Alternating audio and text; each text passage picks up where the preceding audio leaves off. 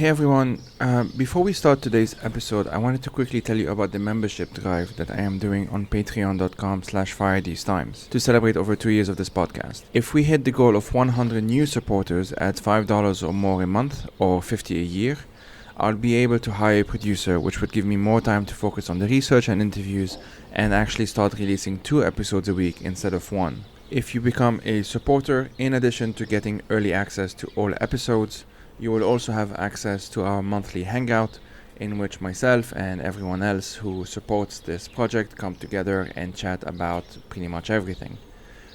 It happens every month on a Saturday, and you have access to the link and everything related to that on Patreon. And lastly, if you cannot donate, you can still support by sharing this podcast with your friends and families and leaving a review on Apple Podcasts or wherever else you get your podcasts. This helps get more exposure to this podcast and introduce it to more folks. You can also follow this podcast and project on YouTube, Twitter, Instagram, LinkedIn, Substack, and of course the main website. So thanks again everyone, and I hope you enjoy this conversation.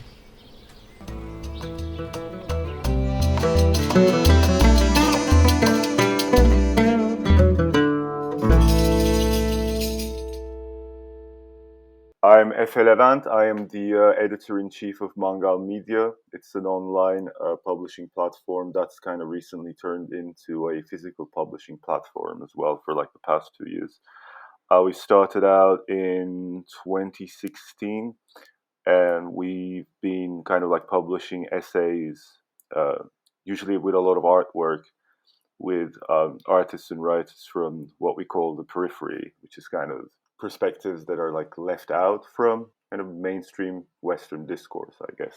Yeah, thanks for that. So we'll be primarily talking about. I loved you guys described it as this bouquet of printed matter, which is I think Yes. it's a lovely sentence. So and it's called the nostalgia and the periphery, which will probably be the title of this episode because I'm lazy when it comes to titles.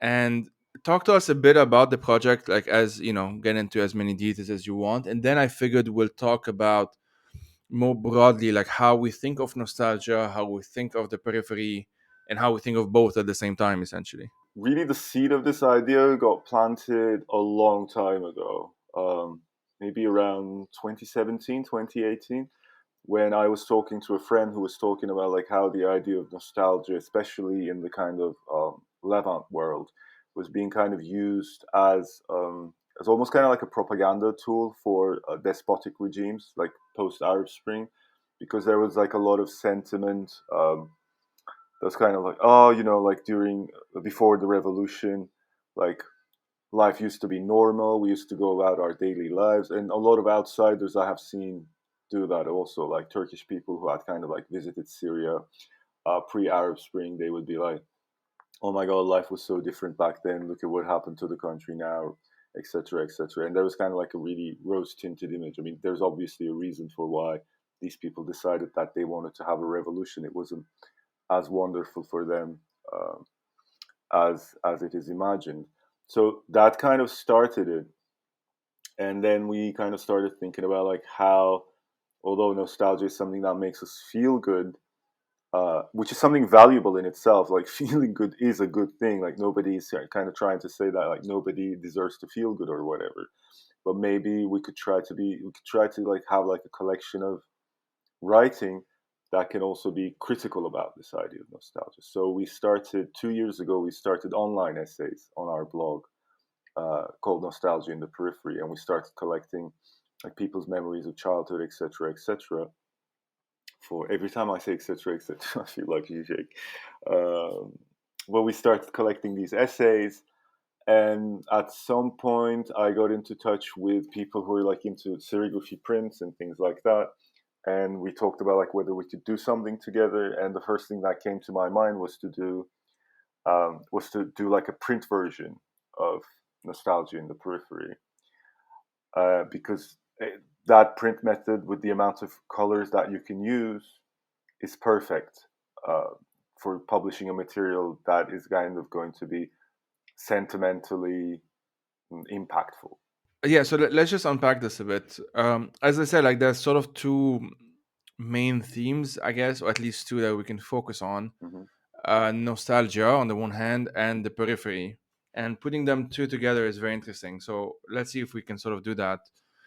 I, I I've been reassessing how I've been thinking about nostalgia lately, and obviously it's such a big term. It can mean different things. It can be very toxic. Obviously, the whole white supremacy is essentially feeds off of nostalgia often, and nostalgia is a feeling. The memories, quote unquote, or the past events, quote unquote, that it is based on don't even have to be factual. They don't have to have actually occurred. Obviously, we see that, like that's the entire point. Like that, the entire thesis of the imagined community. The imagined is obviously key to that.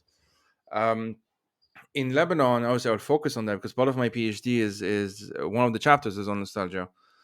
In Lebanon, nostalgia has really taken a form of romanticizing roughly the period between late 50s, sometimes including all of the 50s, even though there was a conflict in 58, and up until 75, more or less. So the 60s, especially early 70s, that sort of thing.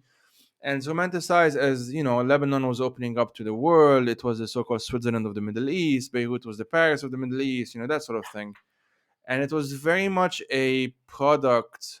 And some people have sort of done the like the research to kind of back this up. It's kind of a product of you can think of a tourism ad gone wrong, or like a tourism ad that basically became institutionalized, and we ended up sort of being high on our own supplies and believing our own this idea that we were putting forward. Like, while the rest of the Arab world was going in a certain direction, Lebanon was not, and that difference in and of itself becomes a point of pride or whatever. But the key thing is that it is rarely spoken about, and honestly, these days, much less so. I think the August blast, like the explosion of the port of Beirut, probably shattered some of these tendencies, or at least, I don't know, fastened the pace of its destruction, or whatever you want to say.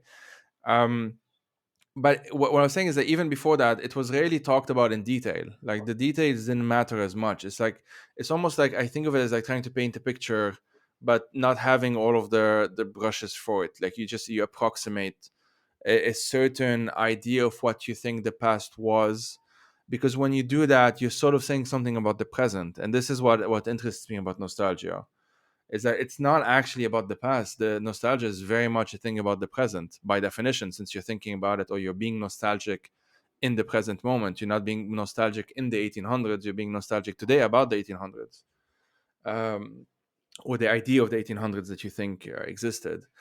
So I guess I'll stop here and I'll ask you, like, how have you been thinking about nostalgia? What has sort of been your thought process? Where did you start? How has it changed over time and so on? For Turkey, I think there's like a very similar story about like how we relate to nostalgia.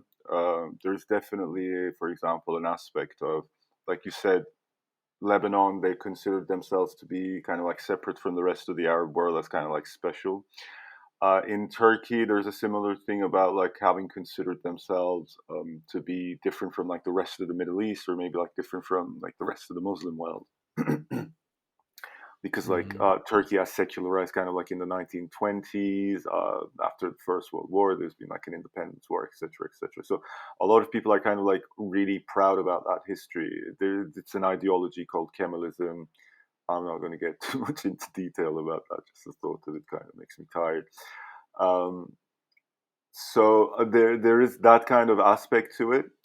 And there is a second wave of nostalgia that is kind of like super prevalent, specifically for my generation, people who are kind of like in their kind of early to late 30s right now, for the period of the early noughts, when AKP, the current governing party, had first come to power. Like, well, a lot of the time, this kind of nostalgia um, fails to take into account this fact that the period that they're nostalgic for is the early period of the current governing party. It's that part is usually omitted, but they had come into power with like this promise of kind of opening Turkey to Europe, and kind of like a more, they had like a more liberal agenda. And over the years, as their popularity started to swing around, they have started to dig deeper and deeper into like their more conservative voter base, and they have kind of really fallen apart with the liberals who have initially supported them in the early noughts.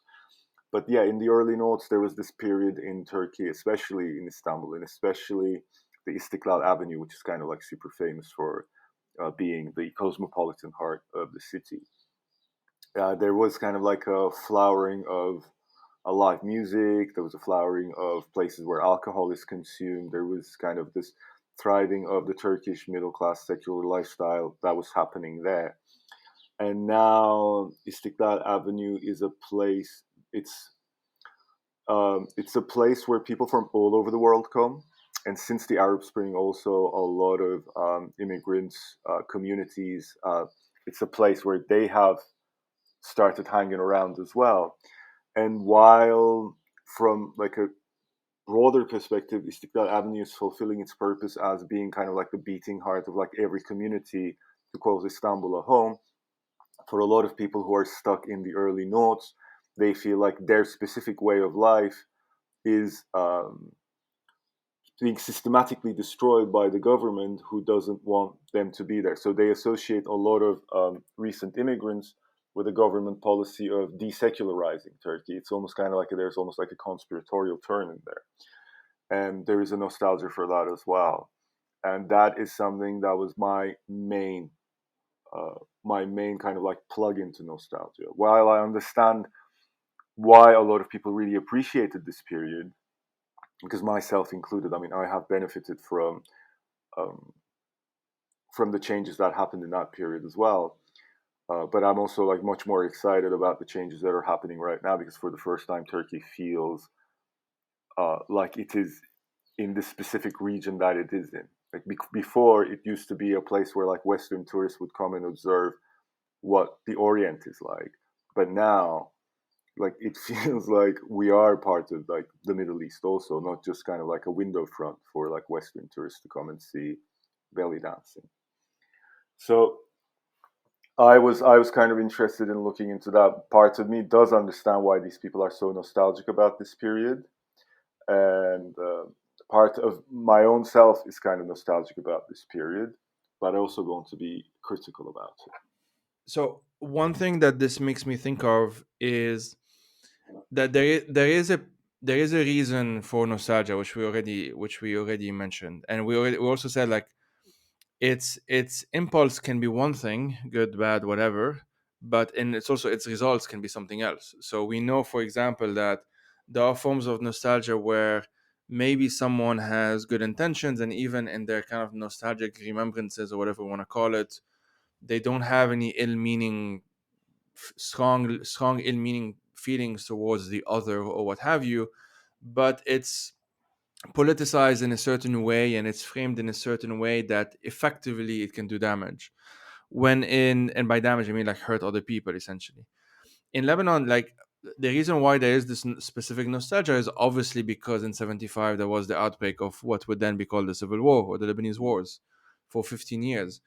So like for the generation of my parents, you know, and my mom, dad, born in 1960, they had 15 years of quote unquote normal life before that. And obviously people a bit older than that would have, you know, maybe their teenage years is associated with before the war, and then the war started when they started university, or then the war started when they turned 15, and then everyone would have their dates essentially. And for example, I find myself being just yesterday I was being interviewed by a friend, Danny Najjar, for his newsletter, and it's a musical newsletter, so it's a newsletter about music.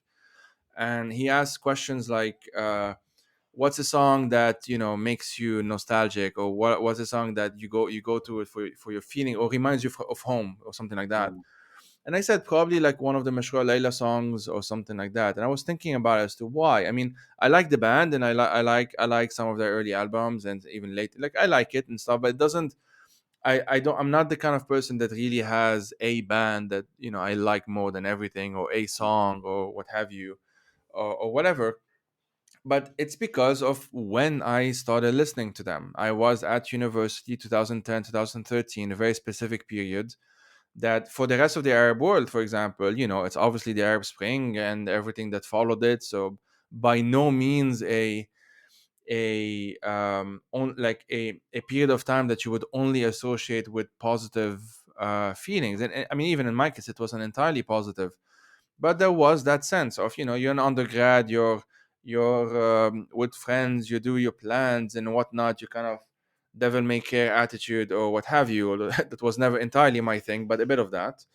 um, and I associate that specific period of only 3 years at the end of the day, 3 4 years more or less, with that kind of music and going to concerts and chilling at the cafe with usually that kind of music in the background. And there's all of those associations essentially. And but that's a very specific kind of association I've made. And now when I listen to, let's say, a specific song by Mishko or whatever, I would have these memories or even remembrances, and I'll explain a bit why I'm making the distinction between those two, kind of pop up. There is this very nice term. I don't know if you've come across it, the mnemonic imagination, and it's a book. Like, the book is called the mnemonic imagination. It's one of the books I'm using in the PhD in that chapter, the nostalgia one. And essentially, what it says is, the main thesis, if you want, is that um, like, memory isn't just something neutral, it's also something that's acted upon imaginatively or something along those lines. Mm. Meaning that our when we think of memory, oh, I was there when I was 5 years old, or I was there when I was seven, or whatnot, more often than not we're also adding, sometimes even changing, obviously, that specific memory, or adding to it like things from the present. Like, there's a good example of, like, when if something happened, let's say 9/11, because that's a very common case study of people thinking they remembered where they were on 9/11 but they actually were mistaken, or that sort of thing. It's been really widely studied. It also changes after, let's say, a few years. So if you've been, quote unquote, remembering it 7 times, it's not the same as when you have been remembering it 20 times, because a lot of things have happened in the meantime. And that's a very useful framework, because it sort of says that, like, you shouldn't only trust your own personal experience as the only thing that matters. It actually opens up your world a bit more. And I feel like with that framework, nostalgia can be very interesting, because there is a reason why we're nostalgic about that specific period and not another period. For one, we may no longer have living relatives who remember that other period, for example, or we don't have a cultural reference, because of movies or whatnot, that makes us think that we're remembering a certain period. You can think of, in the case of the US, because obviously the US is much more studied for obvious reasons, stuff like how there's this brand of toxic Christian masculinity that is basically an invention of characters like John Wayne and that sort of thing that you would see on TV at some point. And that figure basically becomes then politicized, or in the case of Ronald Reagan, literally an actor becoming president, obviously. And that then becomes part of, like, there's almost like a feedback, if you see what I mean. And that's not a memory. People who are remembering the quote unquote old wild west and whatever, that's not actual memories. That's people who think that this is how things were at a particular period of time, because they watched a movie that came out in the 50s or 60s or what have you. So you can really see how it can play, sort of both ways. And nostalgia in Lebanon is that pre-war usually, or in some cases, but it will be more fictionalized. It goes back to like Ottoman times. So that's like the Fairuz movies of the 70s, where it's usually like a peasant setting. It's almost always in the mountains. There's actually an interesting dynamic where the coast is almost never pictured in kind of old-timey romanticization of Lebanon. Um, it's almost always the mountains, where religions were not necessarily mentioned by name. People were mixing or whatever, and they were fighting a common enemy, which was the Ottoman occupiers. Mm. And that's how it's portrayed. And there's, even if one of the films, I think it's Safar Barlik, if I'm not mistaken, there's another one where there's even a sympathetic Syrian man, because that's not very common in Lebanese cinema, to be honest. And because there was, again, a common enemy. The guy was from, I think, Aleppo, Homs or something, but it didn't matter as much in the context, because, well, we were both are speaking Arabic, and they're fighting this Turkish speaking invaders or whatever, or occupiers or whatever. um, so you can really see how that changes. Today it would be completely unheard of to have the nostalgia that portrays the 60s, let's say, with a sympathetic Syrian figure. Like you would just won't see that in that kind of romanticization of the past. So it changes a lot. Yeah, and like you said, it's nostalgia is more about like how you feel about right now than how you actually feel about the past. And I think one of the crucial things also, like especially when I have these conversations with people in Turkey about like how they miss the early noughts or like the late 90s, a lot of the times it gives me the impression, look, mate, you miss being young. Let's face this. Like it doesn't matter like what the city was like. You were young at the time, and you were going out, and you were having a few drinks, and you were socializing with your mates, and you Exactly. were listening to like. And a lot of the people that I see who are like the most vocal about how much they don't like what's happening. Now they're living like suburban homes with like 2.3 kids, and like they drive to work in their kind of Mercedes Benz and coming back and forth. Like that's all they do in life. And if they accidentally go to Istiklal Avenue, it's like pushing their baby on a pram whilst trying to balance their Starbucks on their nose. And like there's too many people, and they hate it. Of course, I mean that place is not for you. Like when you were 20 years old, that place was for you because that's where you were socializing. And now Exactly. there's other 20 years old people who are like coming from all over the place. And that's just a different lifestyle.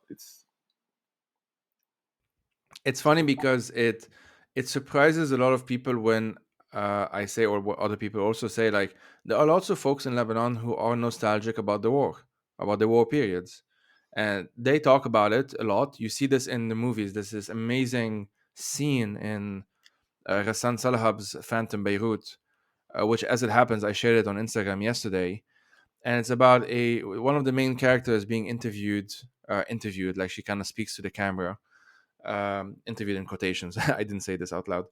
Um, Speaking to the cameras in the 90s, so like about a decade after the end of the war, and saying like one thing that she actually let me bring it up exactly so I don't butcher it. So one thing that she says, which is very interesting, is that I'm quoting her here, and this is like the English translation. The problem is that I used to dream more during the war. Tomorrow, when the war ends, I would do this and that. I could become someone, and it's like a quote of her talking. My biggest disappointment after the war was to realize that my desires were too large. Now that the war is over, everything seems smaller. And this is something that a lot of people have talked about. Like during the war, you were looking forward to the end of the war, and you were able to, put plans aside.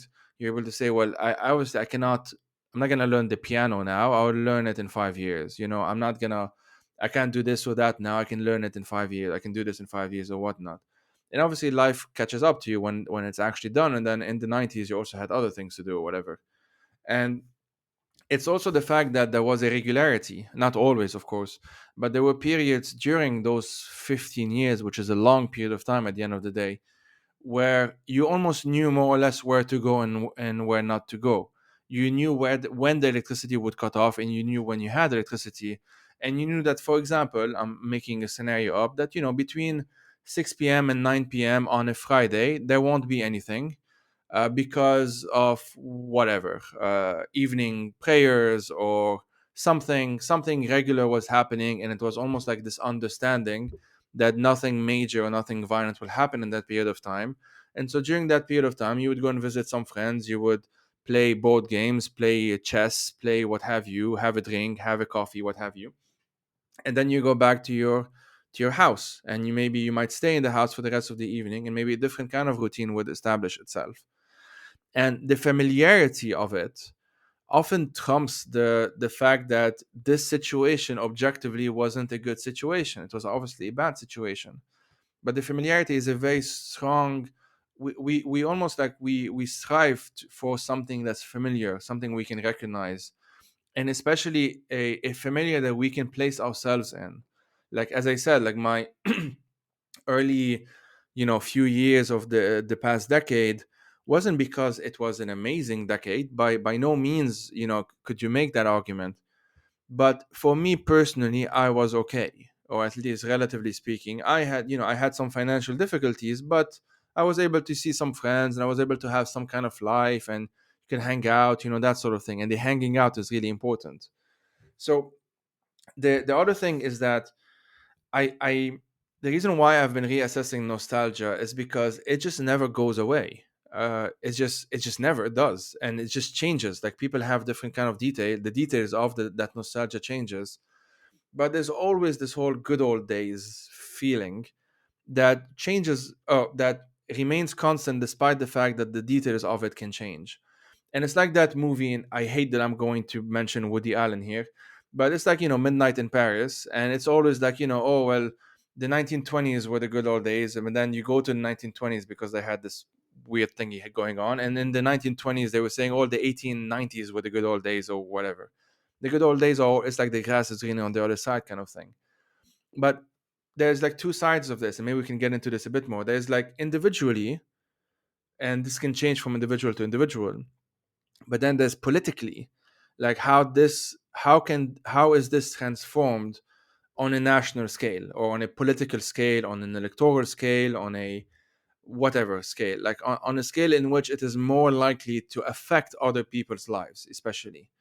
And this is where, obviously, I think we need to be more critical. It's one thing where it's kind of like your own personal thing, if you want, but you don't necessarily act upon it politically because you know that you have your own biases or whatever. And it's another thing when you don't recognize those biases, and you think that your quote unquote memory, or that your past or whatever, is the past, and it's the one that is the correct one, and all of the other ones are just inconveniences and daily reminders of, or if we only get rid of that image, of that distraction, or those people, obviously when it gets very dark, then the good old days can then reestablish themselves, and whatnot. And I do see that in Lebanon today as well. Like, this is the flip side of it.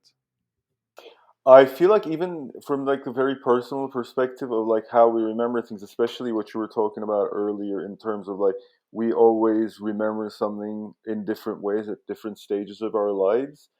Even then, there's like because like the way that you reflect back on you remembering something in the future can be quite like in the past can be quite embarrassing right now. That's actually the story that I wrote for the Nostalgia in the Periphery collection, the one about like a chewing gum comic character, Tippy Tip. It's kind of it starts off with it's written in second person, but it's basically me. So it starts off. That was a kind of like a chewing gum.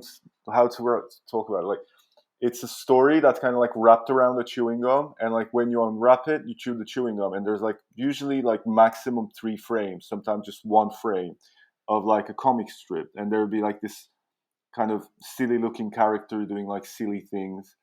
And when I was a child, of course, like that was for me, like I would chew the chewing gum, like I would smell the smell of the chewing gum from the wrap, then like I would like read them over and over again, and I thought it was like hilarious. And it was kind of like these really really wholesome stories.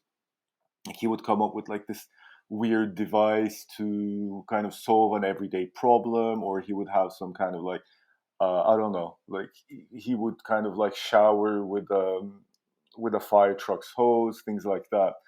And I remembered finding that hilarious. Of course, it was kind of like almost like an escapism um, from from life itself to be in this place where like there was this like super wholesome character. And then I went through a stage of life in the kind of mid noughts, I guess, when I was kind of like 18, 17 to 19, when I was a hormonal hurricane. I was going through my phase of just being angry at everything, and that was the period where all this kind of like angry aesthetic was the thing. Like I'm just thinking stuff like Banksy and stuff like that, like smashing corporate logos, and there's like the Seattle kind of stuff, and like everybody was like kind of we have this kind of shifting anger that was like against capitalism, but it's also part of our like youthful rebellion against stuff. And back then it wasn't like such a political time as well, so if you were like a political person who was angry about stuff, like you were kind of like a dork. People thought that you were weird, like why aren't you just like chilling with the rest of us? And I chose to be like a super angry person at that time. And I remember finding stuff like Tippy Tip to be kind of like uptight bougie culture, because it was all about kind of like we were smashing logos, we were smashing capitalism, and Tip was like one of them. And in the story, I kind of go into I kind of do a phantasm fantastical tale about like whether Tippy Tip was like a CIA spy, because he was like always dressed really weird and funny. He had like a huge bow tie which looked like it had lodged kind of like a photo camera inside or whatever. So then I go through that phase, and then I come to the phase that I'm in now. When I look at Tippy Tip, then I feel like I've kind of been, I don't know, almost like unjust to it by kind of like hating it this much. But I also feel like I also understand why I've been so angry against it, because there was a lot of stuff like he would be walking around and there would be like some hairy dudes, like traditionally Turkish looking guys who would be doing things that are really rude. They would be like bad drivers, or they would be kind of like, they would be taking up too much space. And Tippy Tip was this like totally like Americanized version of a person, like an American suburban dweller kind of character. He would always kind of get revenge from these like hairy bullies. And the more I kind of started to grow up, the more like I physically realized that I look much more like those typical Turkish hairy bully guys than I do like Tippy Tip. So then I was like, hey, what's up? So for me, it's been like a journey of kind of rediscovering this childhood character over and over again, not just because like I keep realizing that there's something new that I think about the character itself, but it tells me, because it's been with me for so long, it tells me something about who I used to be in these different periods of my life. Hmm. Um, and so when you that allows you, that gives you a perspective about what this character can mean for somebody else also, because when your own reaction to this character changes every 10 or 5 years, then you can start to think about like, wow, it probably doesn't mean what it means to me to somebody else who's in a different situation. So the only thing, the only real way that I think we can learn about like how things we feel about something makes other people feel is through realizing how the way we feel about it changed. Like, that was a weird sentence, but I hope that makes. No, I get that, and I obviously agree, and that's sort of the usefulness of that framework of the mnemonic imagination is that you don't treat your memories, because you recognize that they are not quote unquote 100% accurate. It doesn't make them false. It doesn't make them wrong or what have you. It actually just it encourages you to re-question the very validity, or the re-question this binary of something has to be 100% true, 100% false, in order to be worthy of engagement or whatever. Because again, we are seeing, I mean, especially today, we're recording this in 2022, like we're seeing time and time again how much something does not have to be accurate, quote unquote, for lots of people to believe in it anyway. And for this to be um like it, the fact, to the extent that just pointing out that this is factually incorrect, as we already know, isn't working. It's just not, like we see this with not necessarily climate science denial or climate change denial, but hard. So let me make the distinction. There is like hard climate change denial and there is soft climate change denial. And hard climate change denial is like there is no climate change kind of thing. And soft climate change denial is, I think, is actually the majority. It's people who they recognize that yes, it does exist. Yes, humans are behind it and whatnot. But what can you do? It's too complicated. It's too big. It's impossible to deal with, or whatever. And this makes a lot of sense, and this is where like the component of temporality or time comes in it, because it makes certain kind of sense if you're only thinking of from now to next week or from now to next month. But then when you scale it up to 3 decades, well, clearly it would have made a huge difference had we acted in the early 90s or late 80s. As in the same logic, clearly it would make a huge difference if we act now as if we're thinking 30 years ahead. Like, not doing anything now will make those next 30 years much worse than doing something about it now. And you end up kind of thinking about it this way, which I think is more useful in that sense. The other thing is that, and whenever I can insert James Baldwin, I would do so. He has this. insight, and people can see this in that documentary by Raoul Peck, I Am Not Your Negro, as it is called. He had this insight of like when he was a kid, he did not know that he was black. He just did not know that. He thought he was white because all of the faces around him on TV and whatnot were white. And so that's kind of the representation debate and what have you, which is a kind of a different conversation, although it's related. Because like part of my nostalgia or part of my the movies I grew up watching with is, for the most part, people who didn't look like me. And for the most part, the people who did look like me were the bad guys in those other films.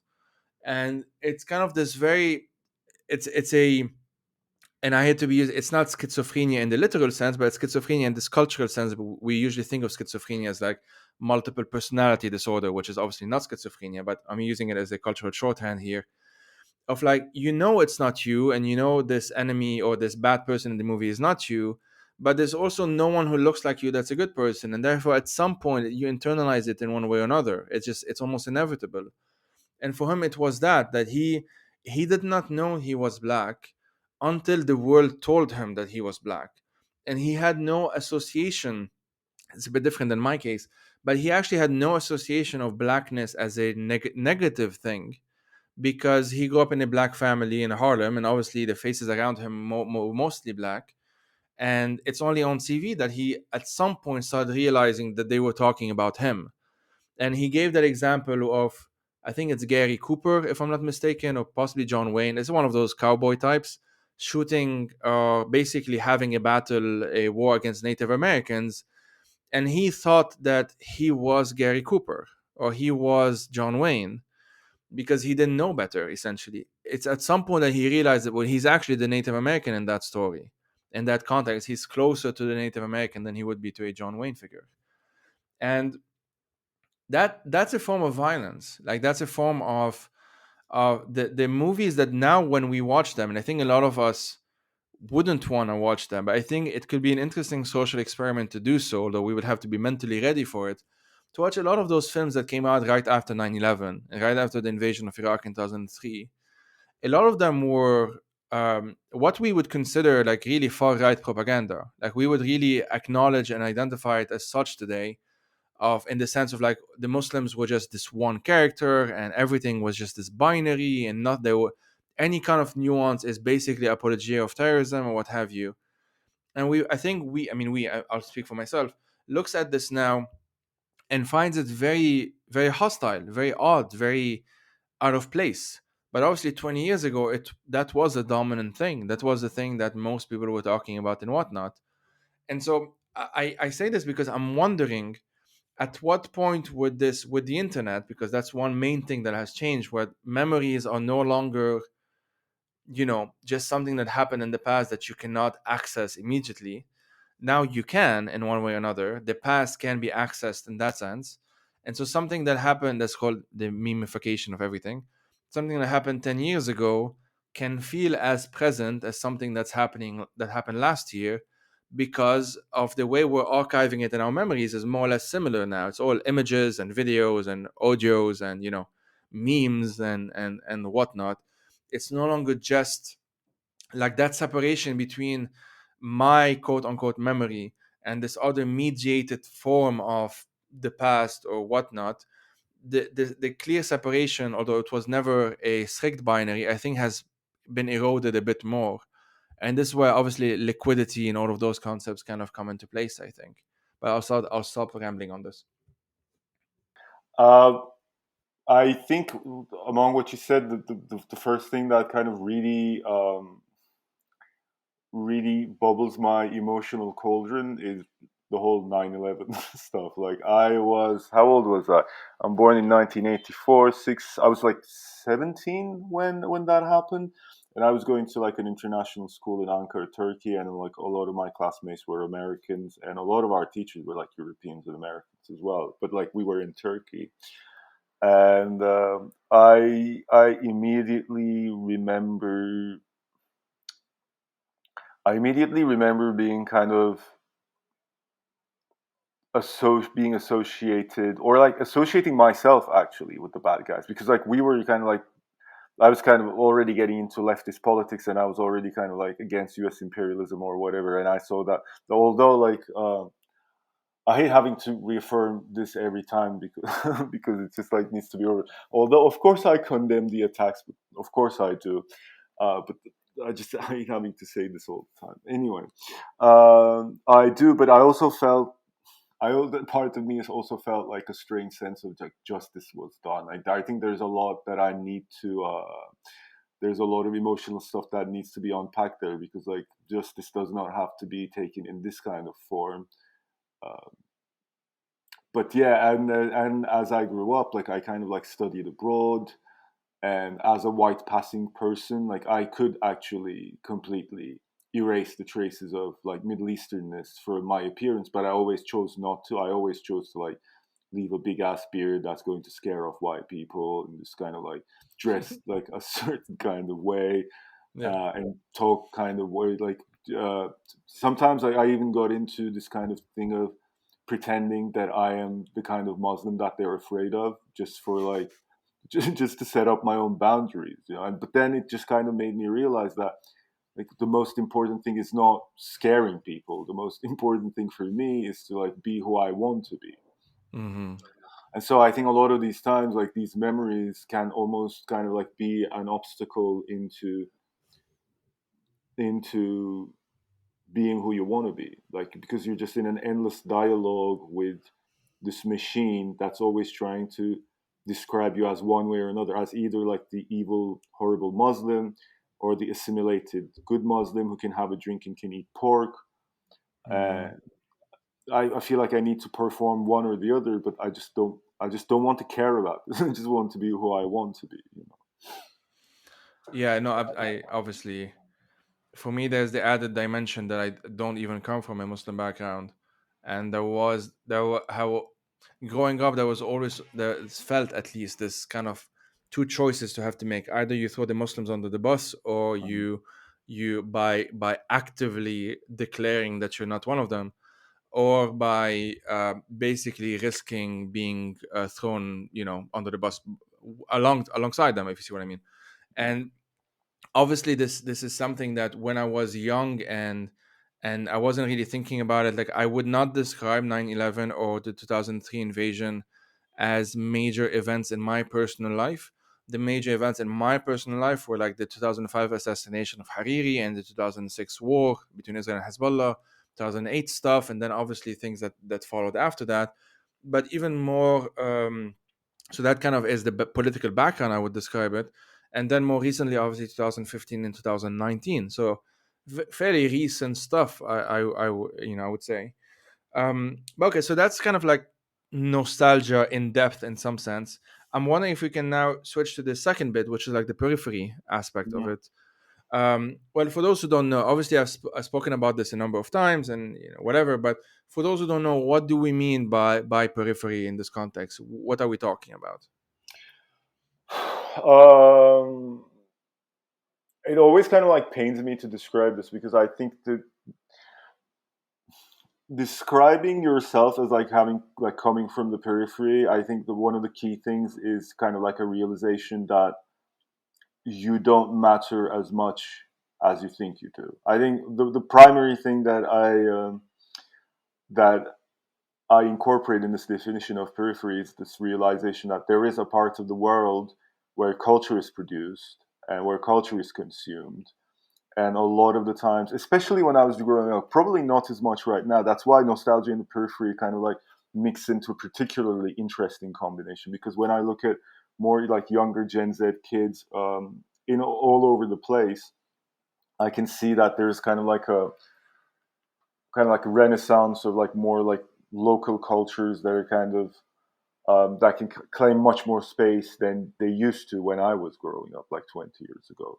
So when I talk about, or like, I suppose as Mangal Media, when we kind of like deal with periphery, we kind of talk about this idea that like the culture that we have does not influence kind of quote unquote global culture as much as like American and European culture. So like we consume something that comes from one direction, and kind of I don't know, we watch Home Alone and we identify with Macaulay Culkin, I don't know, like these are like the big tops for me, like Ninja Turtles, and I understand what New York is like and like what the New York stewards must be and how they eat pizza, and like I know all of these things about like living in New York through watching Ninja Turtles, but a New Yorker knows shit all about like what Ankara is like. I think Periphery basically, especially when in combination with nostalgia, it's this kind of inequality, this asymmetrical relationship that we have between who gets to know about whose culture,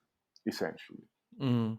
It's funny. I have this. So obviously, I agree with everything you said, and I have this additional funny definition of the periphery, which is you come from a city that's not worthy enough to be destroyed by aliens in Hollywood movies, Mm, and it's just one of those things that if you watch the Avengers, I remember that because I was living in Edinburgh in Scotland, and there is a scene where like shit happens in Edinburgh, and people, and they only say Scotland, they don't say Edinburgh in the movie, and people in the room with me, like in the cinema, and this would have been, when did it come out, 2019 or something, were excited. They were of excited. course. Oh, we're represented, like the heroes, the superheroes, the fictional people are in our city, we're being represented. And sometimes it goes beyond the main western cities. Occasionally you will have like a Kenya or a India or what have you, but most of the time, and obviously, and I'm saying as important cities, not just as cities where weird things happen like Indiana Jones or whatever, whether it's like the Orient or the exotic place or what have you, um which can take not so funny dimensions to it, obviously. But so yeah, it's like, London has been destroyed so many times in those movies that I felt I knew London before moving to London, before Mm, I actually went there. New York, I've never been there. I haven't yet traveled to New York, and yet I feel when I go there, it won't feel that alien compared to, I don't know, going to Ankara for the first time, which I haven't done yet, or or what have you. And that's powerful. Like that's something that it informs things as human as migration patterns, because you want to go to the place that you feel you sort of know that's not your home because you had to leave your home or whatever, but you feel like, well, you know enough of it, it's familiar enough that you can figure things out in one way or another if you speak the language, or other kind of skills or privileges or what have you. um, the other thing about the periphery that I kind of like, and I've obviously taken it myself as well, is that it helps me reorient certain things in my mind. I think very visually as a certain number of times. And if I think of the map, I know it's not the correct map. I know it's not accurate. And so it allows me to think of different poles. And in those different poles, there's always a center and a periphery. And that periphery can also be a center to something else. So mm, in the case of Lebanon is peripheral to whatever, the UK or France, but Beirut. So like the rest of Lebanon is peripheral to Beirut. Arsel and or Akkar, or I don't know, other places in Lebanon, the south or what have you, are all peripheral to Beirut, in the sense that Beirut is again where culture, quote unquote, is produced, high culture especially, or quote unquote high culture, or obviously where politics is, and where the journalists are, and where what is being talked about is talked about because it's happening in Beirut. And the immediate negative consequences of something like that is, during the 2019 uprising and revolution, um, when the police was cracking down in the south, or the parties or Hezbollah or the others were cracking down in the south, it didn't get as much attention as when the cops, for example, who were cracking down, or general security, were cracking down in Beirut. It's the same act, and sometimes it's filmed in the same way and whatnot. But you may have only one video instead of 20 videos. You know that changes things. And what's very useful for me is that the periphery, is that this allows me to understand why, despite the fact that I'm someone who, in the French imaginary, in the French nationalist imaginary, I'm one of the quote unquote good ones, quote mm. unquote good Arabs. I'm a Lebanese Christian Maronite, formerly middle class, for what's left of the middle class in Lebanon, and and so on and so forth. I speak the language. I can't even roll my R's. That's all of the stereotypes and cliches. I take them, but I'm not French. and I was born there, and I have family members there and whatnot, but I don't have the citizenship. Mm. And I don't have the citizenship because, specific, they removed the right to jus soli, as it's called, a few years before I was born and whatnot. And so I, by an accident of history, essentially, I've been always aware, although I wasn't able to name it, that I'm both privileged in many ways and at the same time not welcomed in other ways. Like that, there's always a negotiate. I always have to sort of play a certain role for those privileges to be accessed, or what have you. And that's the main thing that I did not entirely understand, that separates me and, let's say, a white European. And obviously, I'm speaking from Switzerland here. That the privileges are not conditional. The access to the in group compared to those others, the Muslims or the brown people or the black people or whatever, depending on the situation where you're in, the European city, I mean, where you're in, is not conditional in the case of a, let's say, quote unquote white European. And I'm simplifying a bit.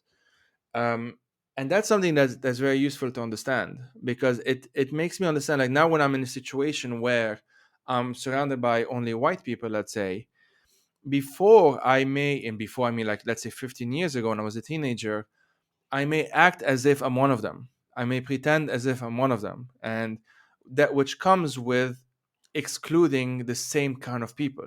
You can't be in the in group if you have a different other. You have to have a similar enough other. And they cannot be your others, obviously. They are the in group.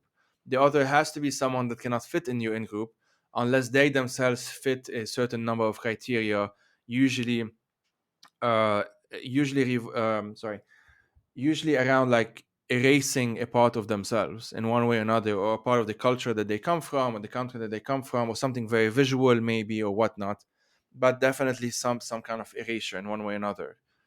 And this now allows me, like, I'm basically extremely self-conscious in any of those environments. I know that if there's only white people, let's say, there are certain topics that are more likely to be brought up in a problematic way than if there was a couple of non-white people in the room, for example. Not Mm. always, but it just makes it slightly more likely, and The I'm able to kind statistical of chance kind negotiate. of increases. Exactly, yeah, exactly. Statistical chance increases because it is what it is. Like, you won't express those quote unquote fears that you have and whatnot in the same open way if there is, like, five black people in the room with you. And here I'm thinking specifically of an Italian context in my mind, so it might sound weird to people listening to this, but it's something that I've seen and experienced time and time and time and time again. But yeah. Well, the thing is that, like, kind of, as being really self-aware of my kind of degree of white passingness, what I find often is that when I'm in the company of, like, a group of white people, they kind of forget who I am and where I'm from, because, like, I speak like this and I look a certain way, and they would feel comfortable in talking about, like, how they feel about Muslims. Because, like, they forget, like, the register kind of slips sometimes. And then I kind of realized, whoa, this is what you guys are like when you're just, like, chilling with each other. But on a kind of, like, more fundamental, on, I guess, like, more empowering no, the reason why, like, I really care about doing a project like Nostalgia in the Periphery is because it allows, like, a window for us to see, like, within all these, like, peripheries within peripheries within peripheries, it gives us a window of, like, creating a certain kind of identity around the idea of feeling like we are secondary. Like, because if there's clearly an identity of people who can feel like they're, like, the primary culture, who are, like, the driving force of international global culture. And I want to be able to belong in a place in the world where I can kind of, like, have meaningful contact with people about what it feels to not feel that way, what it feels to be, like, the kind of, like, passive, or, like, what it feels to have been treated like a passive vehicle for somebody else's ideas. And that has been quite it's been quite astounding, because, like, I get to learn so much about Lebanon, because, like, you and I, when we're talking, like, I get to kind of, like, we get to translate each other's experiences in a way that we have common references of being peripheral. I mean, not that we have the exact same experiences, but we, at least we have one point of reference. Because before this idea of like coming to grips with the fact that we are kind of like second class global citizens, we always used to have to translate things through the common references of the culture that we have consumed. Like we would always have to reference John Wayne. I'm just kind of making this up right now, to be able to describe how something feels.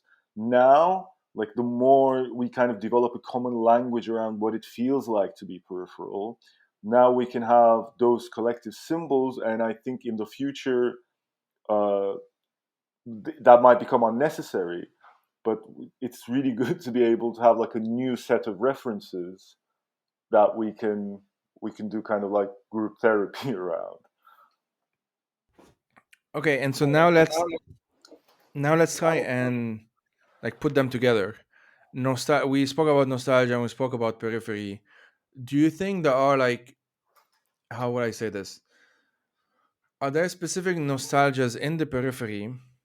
So because I think to some extent nostalgia is a pretty universal thing. To Mm. some extent, everyone has it, everyone feels it.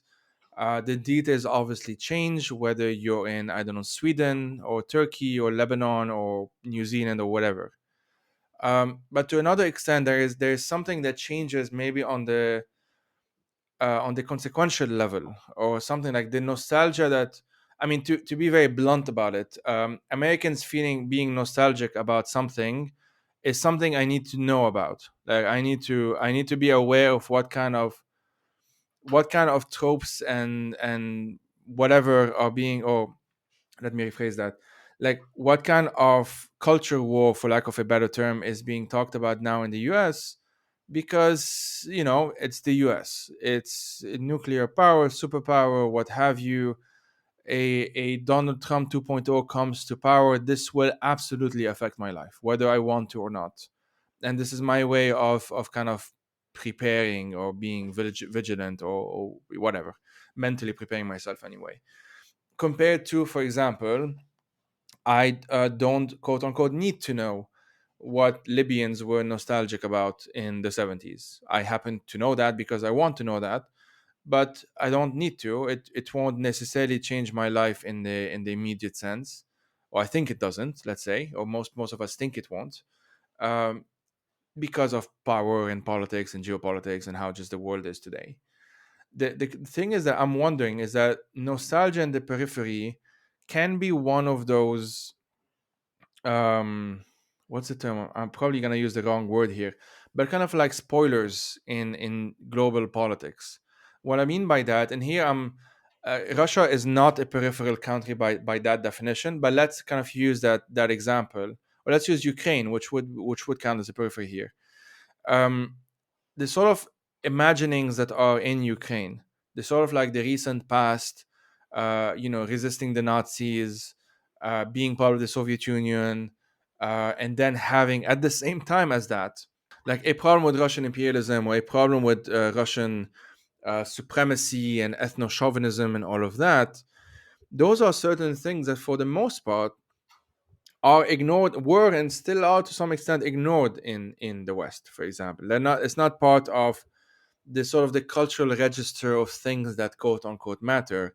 And somehow after February 24th, everyone, or at least it sort of felt that way, and this is a very biased remembrance, obviously, again, given what we have been talking about. But, a lot of people suddenly remembered that Ukraine exists, suddenly remembered that Russia has had these plans all along, etc., etc., etc. And it's not necessarily nostalgia specific, although you will have that. Like Russia has been weaponizing a certain kind of World War II era nostalgia, obviously, the Great Patriotic War, as they call it, in which they and they alone were fighting the Nazis, and that this was a war against them personally, and they are the centers of that story. And everything else is sort of either a detail, like that doesn't matter too much, or they are only relevant in as much as they affect our story. Like this, the us here still has to be central in that story. And once you understand that, you start understanding why they're so obsessed with something like Ukraine, why they're so obsessed with something like that. Otherwise, they can move along with their lives geopolitically and it will be fine. No one will, like, Ukraine has never been a real threat to them in that sense, except as a threat to that idea of the past. And we saw, and now we know, like, we have even intelligence on this, that this actually affected the decision making. Like, this actually affected the war itself and how they thought that Kiev would fall, in a few days, or stuff like that. And here we are 3 months later. And that's Mm. just one example. It's not even the best one. It's just one example of how these ideas of the past can affect those centers, can affect the, if we're using as center and periphery, can also affect those centers, because for the most part those centers don't think about the peripheries, but the peripheries are there nonetheless. And I'm kind of wondering here, I'm kind of thinking out loud, and let me know if any of this makes sense, how nostalgia in those contexts, to be very specific about it, or maybe remembrances about the past or what have you, to be broader about it, how how that differs, if at all, from, let's say, nostalgia in London or nostalgia in Paris. And I'm being very, you know randomly specific about it, just for the purpose of the conversation. Just to understand the question, like, Yeah, are you asking how being feeling nostalgic in the periphery differs from being nostalgic at the core? yeah, yeah, if at all. Um, I can't speak for like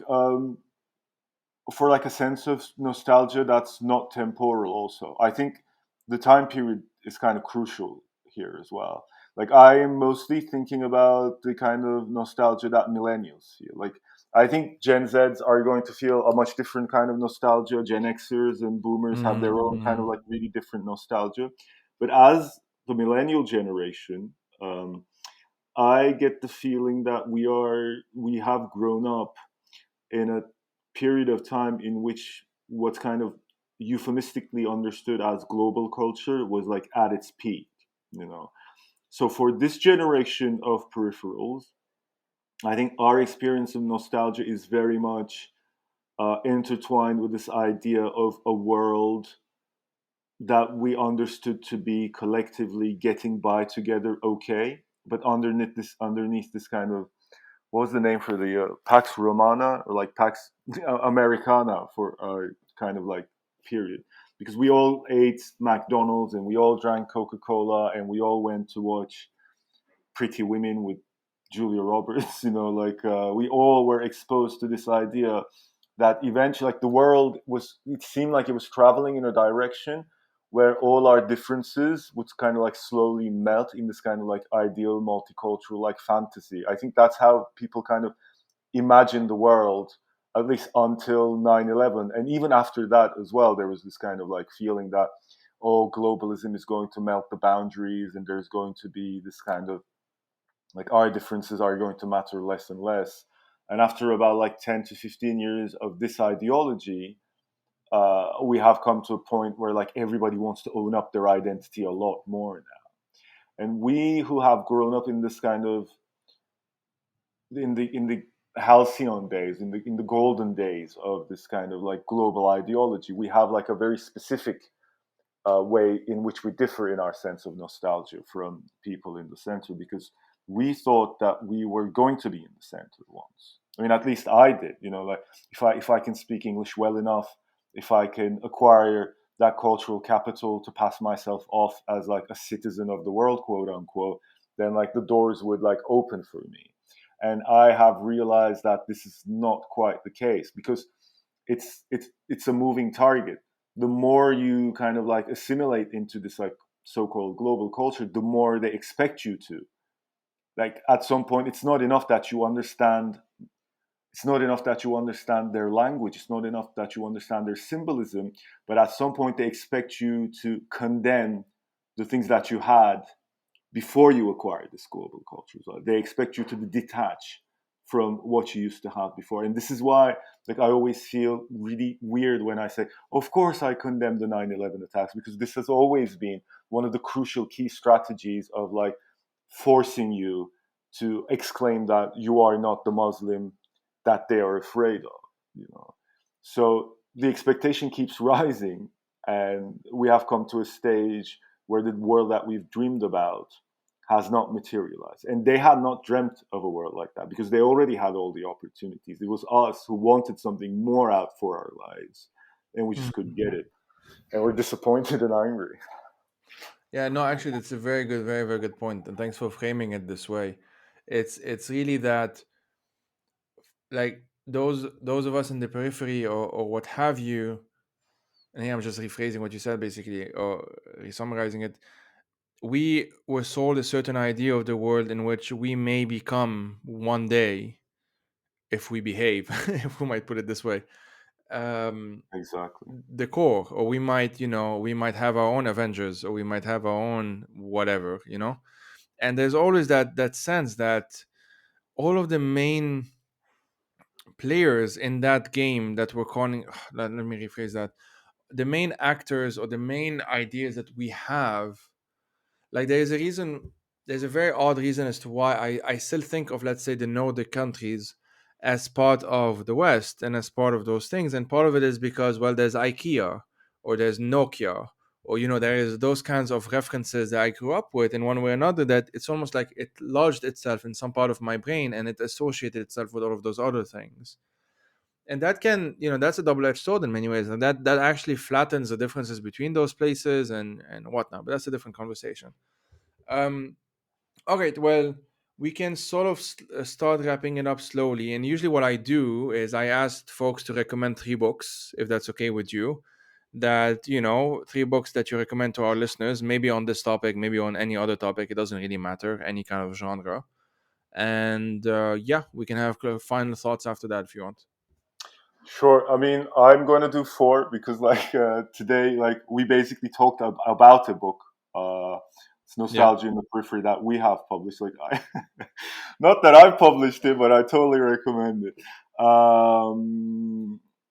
Then, like, I'm going to read, like, the 3 books that I want to recommend are all fiction.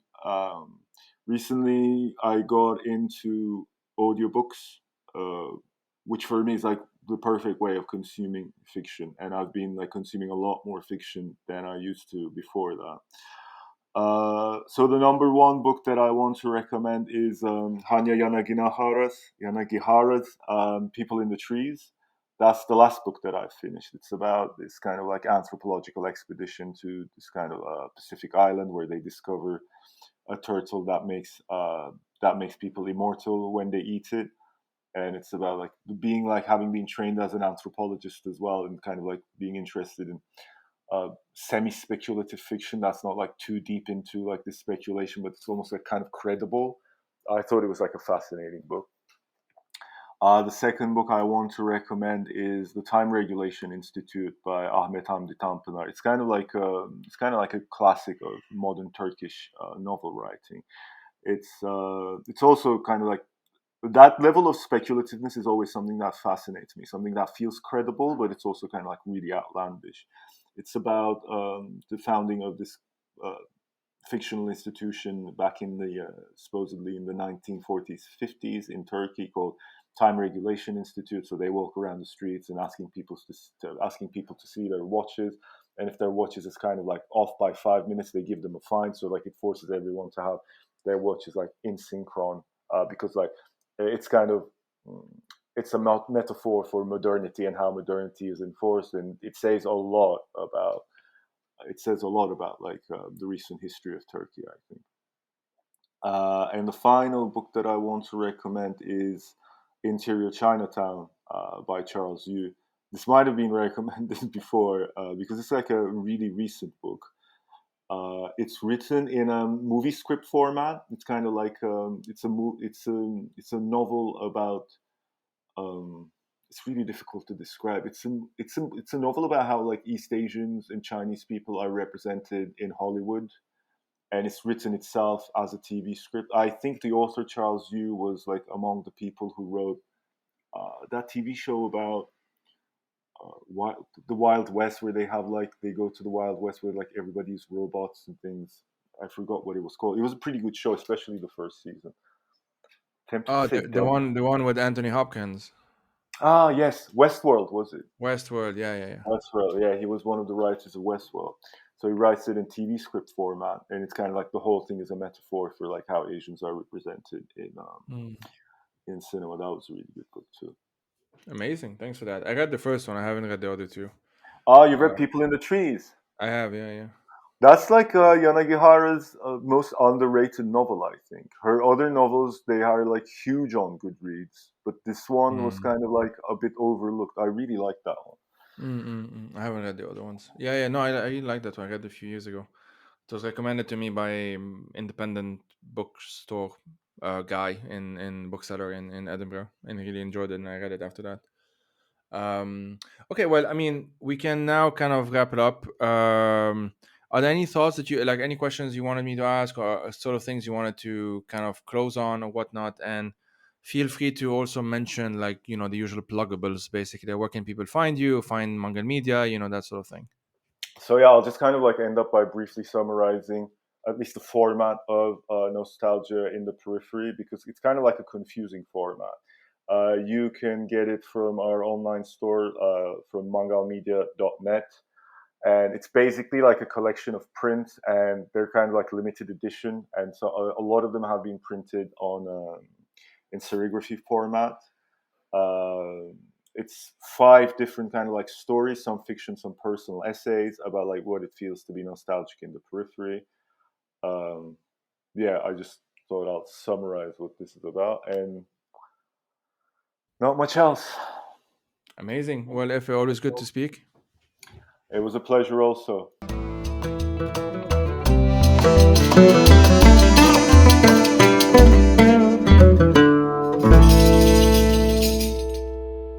Defy These Times is hosted by myself, Joey Ayoub. I am also its producer, researcher, writer, and sound editor. If you want to help turn this project into a full-time job, please head out to patreon.com/firethesetimes to support it. These episodes are part of a bigger project which includes resources, a newsletter, and eventually YouTube video essays as well. As always, thank you for listening and take care.